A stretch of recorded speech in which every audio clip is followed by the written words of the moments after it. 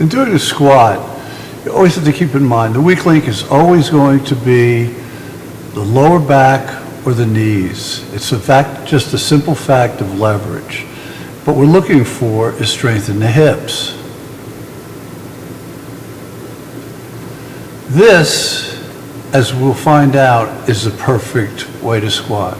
Now see if you can figure out as we go along why this is going to be this squat perfect.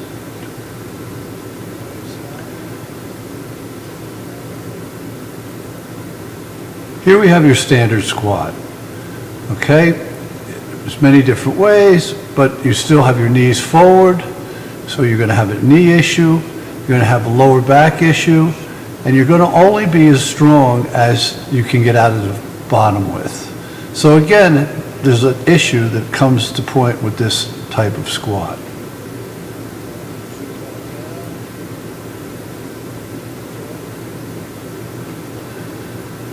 Now we can take a closer look at some of the problems that you'll have. Where your knees are going forward. If the weight's too heavy, you're going to have a problem with the weight with your lower back going over. And again,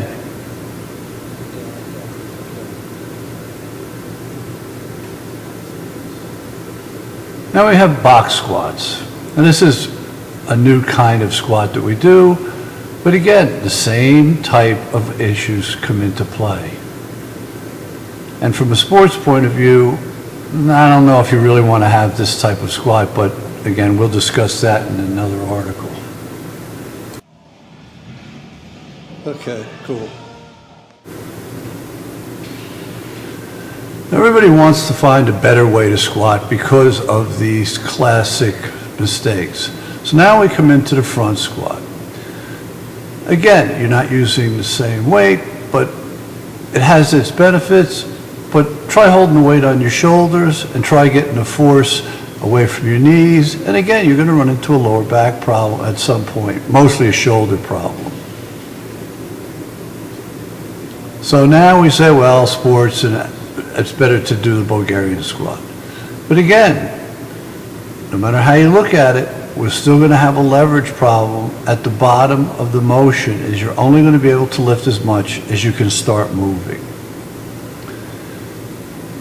Chains actually became a better alternative because you have some type of variable resistance to it. But even with the variable resistance that you have with chains, you're still going to run into the same issues. You're going to run into the lower back is going to be weak. You're going to run into the knees going forward. Thus the leverage are off on the knees.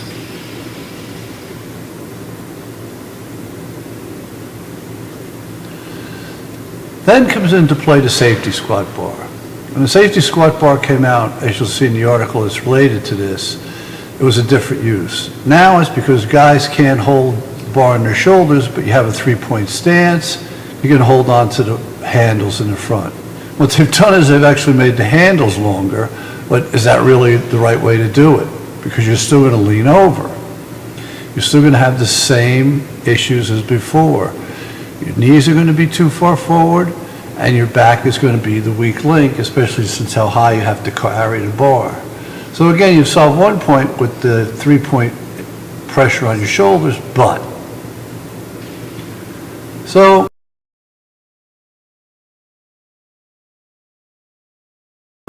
we look at the knees and the ankles.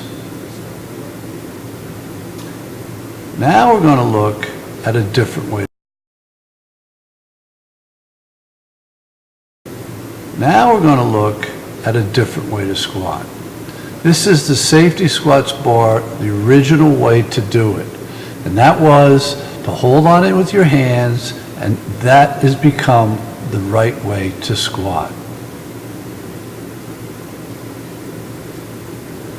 How do we simply do that?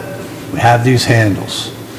These seem to have been forgotten along the way someplace. These handles are what makes the squat a variable resistance. Handles simply go in any power rack. Simple, no problem. Now we have the bar up, we could take it different ways.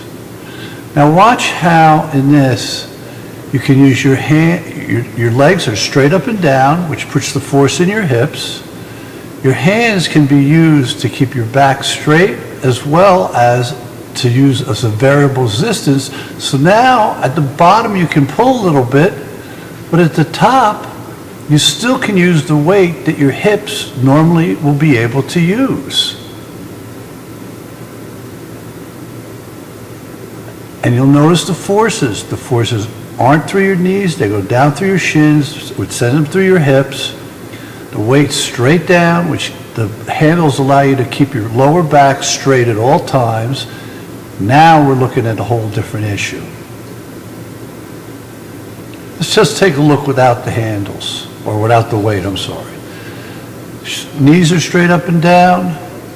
Hands can use as variable resistance, even so much as to be able to just use your fingers to get started through the weight at the bottom is enough to use the weight that you need and that your hips need at the top.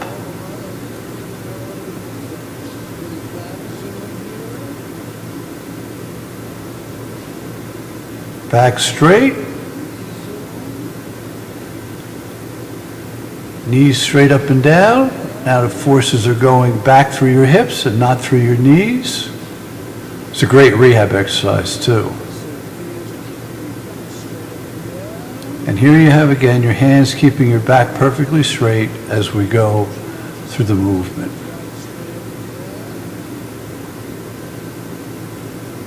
And now here comes the interesting part, is going heavy.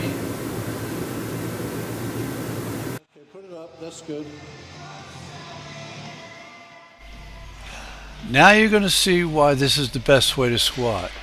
When you go heavy the first time, you'll probably be able to do 50 kilos to 100 pounds over what you've ever done before in your squat. And you'll feel it in your hips and the whole part of your legs the way you're supposed to.